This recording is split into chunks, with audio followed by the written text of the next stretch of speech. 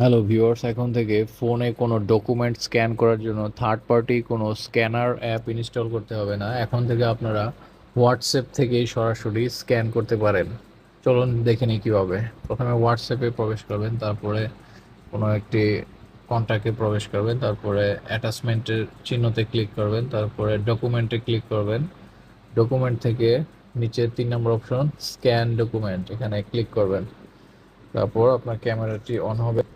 তারপর এই ডকুমেন্টের উপরে আপনি যখন মোবাইলটি সেট করবেন, অটোমেটিক্যালি এটা স্ক্যান করে নিয়ে নিবে। তারপরে দেখুন অটোমেটিক্যালি স্ক্যান হয়ে গেল। আমি কিন্তু কোনো বাটনে প্রেস করিনি, শুধুমাত্র স্ক্যানার অপশনটি অন করেছি।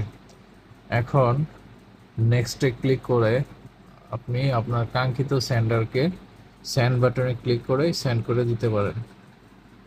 স্ক্যান কোয়ালিটিও খুবই ভালো মানের হবে। আশা করছি ভিডিওটি আপনাদের জন্য হেল্পফুল হবে। ধন্যবাদ, দেখা হবে পরবর্তী কোনো ভিডিও।